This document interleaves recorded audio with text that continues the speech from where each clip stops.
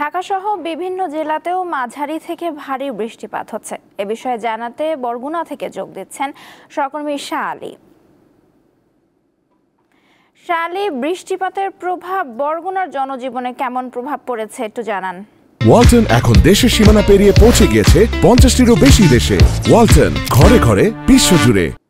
আর আপনি যেমনটা জানতে চাচ্ছেন যে উপকূলীয় জেলায় বরগুনায় কিন্তু আমরা দেখছি যে সক্রিয় মৌসুমী বায়ুর কারণে রাতভর কিন্তু বৃষ্টি হয়েছে এবং এখন পর্যন্ত বৃষ্টি পড়ছে, টানা বৃষ্টি হচ্ছে। এতে আসলে জনজীবন কিন্তু চরম ভোগান্তিতে পড়েছে। আমরা দেখেছি যে 10টা বেজেছে কিন্তু এখন পর্যন্ত দোকানপাট কিন্তু তেমন খোলা দেখা যায়নি।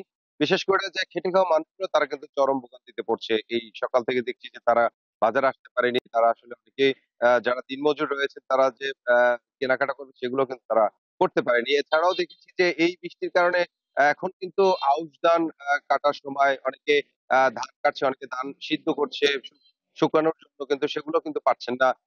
এই মুহূর্তে আসলে যে বৃষ্টি এবং রৌদ্র নিয়ে কিন্তু তারা কিন্তু তাদের মাথার উপরে একটি আ আ তারা কিন্তু খুব দুশ্চিন্তার মধ্যে রয়েছে। আমরা দেখেছি। এছাড়া যে শীতকালীন সবজিগুলো কিন্তু রোপণের সময় সেই সময়টায় কিন্তু আমরা দেখেছি তারাও কিন্তু বিভিন্ন সময় এই সবজি রোপণ করতে পারেনি।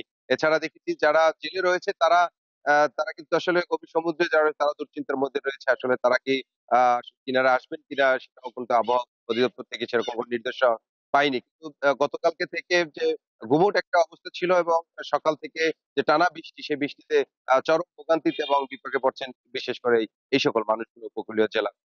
এই ছিল বরগুনা থেকে আমার কাছে সর্বশেষ তথ্য। নওরিন। শাহ আলী, আপনাকে ধন্যবাদ।